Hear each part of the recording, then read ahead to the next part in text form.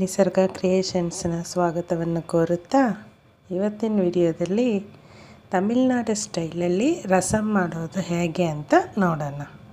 ಅದಕ್ಕೆ ಬೇಕಾಗಿರೋ ಪದಾರ್ಥ ಈರುಳ್ಳಿ ಆಮೇಲೆ ಸ್ವಲ್ಪ ಹುಣಸೆಹಣ್ಣು. ಈ ಮೆಜರ್ಮೆಂಟ್ಸ್ ಎಲ್ಲ ನಿಮ್ಗೆ ಬೇಕು ಅಂತಂದರೆ ನಾನು ಡಿಸ್ಕ್ರಿಪ್ಷನಲ್ಲಿ ಕೊಟ್ಟಿರ್ತೀನಿ, ಅದನ್ನು ನೋಡ್ಕೊಳ್ಳಿ.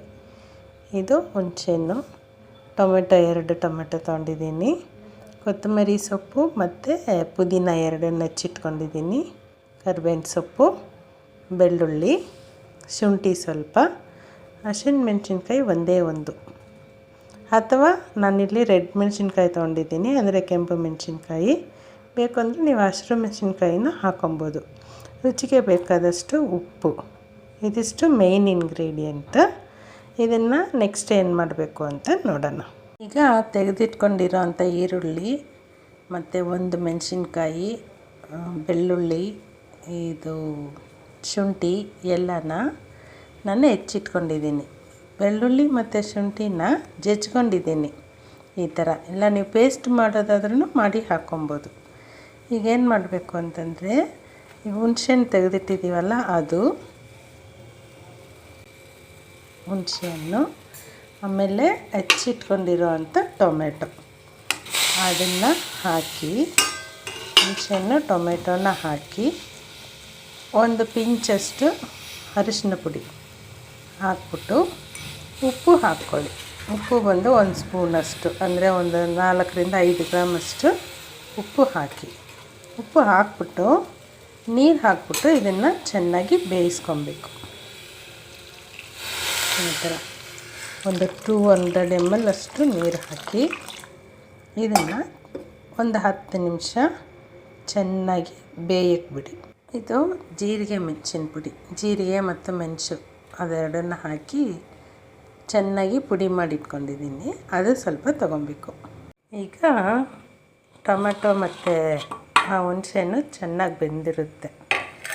ಈ ಥರ ನೋಡಿ, ಈಗ ಬೆಂದಿದೆ. ಮುಚ್ಚಿಟ್ಟಿರೋದ್ರಿಂದ ಮೇಲ್ಗಡೆ ಎಲ್ಲ ಸ್ವಲ್ಪ ಉಕ್ಕಿದೆ, ಇರಲಿ, ಏನು ತೊಂದರೆ ಇಲ್ಲ. ಇದು ನೋಡಿ, ಇಷ್ಟು ಬೆಂದಿರಬೇಕು. ಈ ಥರ ಅಂದರೆ ನಾವು ಇದರಲ್ಲಿ ಇರೋಂಥ ಎಸೆನ್ಸ್ ಎಲ್ಲ ತೆಗಿಬೇಕು. ಈಗ ಚೆನ್ನಾಗಿ ಹಿಂಡ್ಬಿಟ್ಟು ಇದನ್ನು ಎಸೆನ್ಸ್ ತೆಗಿಬೇಕು. ಅದಕ್ಕೆ ಇಷ್ಟು ಬೆಂದಿರಬೇಕು.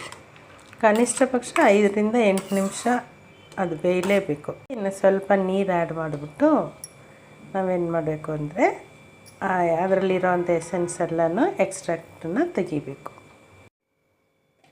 ಹಾಕಿ ತೆಗೆದ್ಬಿಟ್ಟು ಆಮೇಲೆ ತೋರಿಸ್ತೀನಿ. ಮತ್ತು ಅದರ ಇಟ್ಕೊಂಡು ಎಣ್ಣೆ ಹಾಕಿದ್ದೀನಿ. ಅದರಲ್ಲಿ ಸ್ವಲ್ಪ ಸಾಸಿವೆ ಸಿಡಿದ್ಮೇಲೆ ಮಾಮೂಲಿ ಒಗ್ಗರಣೆ ಕೊಡೋ ಥರನೇ ಕರಿಬೇವಿನ ಸೊಪ್ಪು ಹಾಕ್ಕೊಂಡು, ಶುಂಠಿ ಮತ್ತು ಬೆಳ್ಳುಳ್ಳಿ ಹಾಕಿ ಒಂದು ಸರಿ ಕೈ ಆಡಿಸ್ಕೊಳ್ಳೋಣ.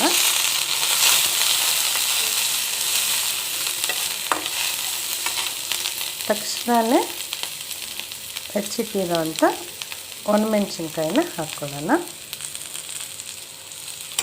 ಅದನ್ನು ಒಂದು ಸರಿ ಆಡಿಸ್ಕೊಂಡು ಸೀದೋಗ್ದಂಗೆ ನೋಡ್ಕೊಬೇಕು. ಬೆಳ್ಳುಳ್ಳಿನ ಹಾಕಿದ್ಮೇಲೆ ಅಂದರೆ ಈರುಳ್ಳಿನ ಹಾಕ್ಕೊಬೇಕು.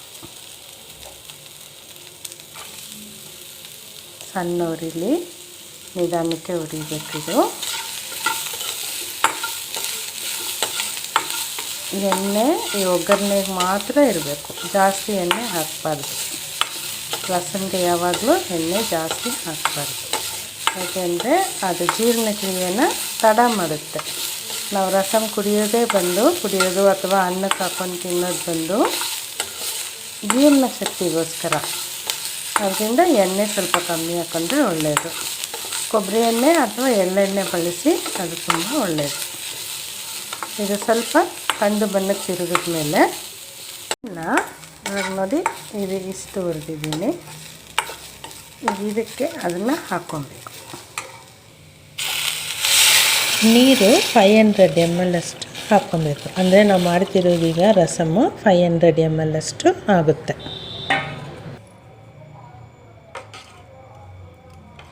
ವೀಡಿಯೋ ನಾನು ಒಬ್ಬಳೇ ಹಿಡಿಯೋದ್ರಿಂದ ಸ್ವಲ್ಪ ಮಿಸ್ಟೇಕ್ಸ್ ಆಗ್ತಾಯಿದೆ, ಶೇಕ್ ಆಗ್ತಾಯಿದೆ ತುಂಬ. ಸ್ವಲ್ಪ ಅಡ್ಜಸ್ಟ್ ಮಾಡ್ಕೊಳ್ಳಿ ಸಾರಿ. ನೆಕ್ಸ್ಟಿಂದ ನಾನು ಸರಿಯಾಗಿ ಮಾಡೋದಕ್ಕೆ ಟ್ರೈ ಮಾಡ್ತೀನಿ. ಈಗ ಇವಿಷ್ಟ ಆಯ್ತಲ್ವಾ. ಈಗ ನೆಕ್ಸ್ಟು ನಾವು ತೆಗೆದಿಟ್ಟಿರೋ ಅಂಥ ಜೀರಿಗೆ ಮೆಣಸಿನ ಪುಡಿ ಇಷ್ಟು ತೆಗೆದಿಟ್ಟಿದ್ದೀನಿ. ಇದು ಒಂದು 4 ಗ್ರಾಮ್ 4ರಿಂದ 5 ಗ್ರಾಮ್ ಇದೆ ಇದು. ಇದನ್ನು ಈಗ ಅದಕ್ಕೆ ಹಾಕ್ಕೊಬೇಕು. ಮತ್ತು ಸ್ವಲ್ಪ ಉಪ್ಪು ಹಾಕಿ, ಉಪ್ಪು ಸ್ವಲ್ಪ ಟೇಸ್ಟ್ ನೋಡಿ. ಅದು ನಾವು ನೀರು ಹಾಕಿ ಮಿಕ್ಸ್ ಮಾಡಿಟ್ಟಿದ್ದೀವಲ್ಲ, ಒಂದಿಷ್ಟು ಉಪ್ಪು ಬೇಕಾಗಿದೆ ನನಗೆ, ಅದಕ್ಕೆ ಅದನ್ನು ಹಾಕ್ತೀನಿ. ಉಪ್ಪನ್ನು ಹಾಕಿದ್ದೀನಿ. ಉಪ್ಪು ಹಾಕಿದ್ಮೇಲೆ ಜೀರಿಗೆ ಮೆಣಸಿನ ಪುಡಿ ಹಾಕಿ, ಕೊನೆಯದಾಗಿ ನಾವು ತೆಗೆದಿಟ್ಟಿರೋ ಅಂಥ ಕೊತ್ತಂಬರಿ ಸೊಪ್ಪು ಮತ್ತು ಪುದೀನ ಸೊಪ್ಪು ಈ ಥರ ಹಾಕಿ, ಇವಾಗ ನೆಕ್ಸ್ಟ್ ನಾವು ನೋಡ್ಕೊಳ್ಳೋದ್ರಲ್ಲೇ ರಸಮ್ ಟೇಸ್ಟ್ ಇರೋದು. ಇದನ್ನು ಯಾವುದೇ ಕಾರಣಕ್ಕೂ ಕುದಿಯೋಕ್ಕೆ ಬಿಡಬಾರ್ದು. ಇದ್ರ ಮೇಲೆ ಬಬಲ್ಸ್ ಬರುತ್ತೆ. ಅಂದರೆ ಒಂದು ಸ್ವಲ್ಪ ಹೊತ್ತು ಬಿಟ್ವಿ ಅಂದರೆ ಒಂದು 8ರಿಂದ 10 ನಿಮಿಷ ಅಥವಾ 5 ನಿಮಿಷ ನಾವು ಫ್ಲೇಮ್ ಇಟ್ಟಿದ್ದೀವಲ್ಲ ಅದಕ್ಕೆ ತಕ್ಕಂಗೆ. ಇದು ಮೀಡಿಯಮ್ ಉರಿಲೇ ಇರಬೇಕು.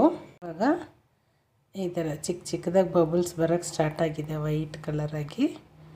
ಇಷ್ಟಕ್ಕೆ ನಾವು ಆಫ್ ಮಾಡಿಬಿಡಬೇಕು. ಇದಕ್ಕಿಂತ ನಾವು ಕುದಿಯೋಕ್ಕೆ ಬಿಟ್ವಿ ಅಂತಂದರೆ ರಸಮ್ ಟೇಸ್ಟ್ ಬರಲ್ಲ. ಅದರಿಂದ ಬಬಲ್ಸ್ ಬರ್ತಾ ಇದ್ದಂಗೆ, ಅಂದರೆ ವೈಟ್ ನೊರೆ ಥರ ಎಲ್ಲ ಉಕ್ಕಿ ಬರುತ್ತೆ. ಆವಾಗ ನಾವೇನು ಮಾಡಬೇಕು, ಸ್ಟವ್ ಆಫ್ ಮಾಡಿಬಿಡ್ಬೇಕು. ಈಗ ರಸಮ್ ರೆಡಿಯಾಗಿದೆ.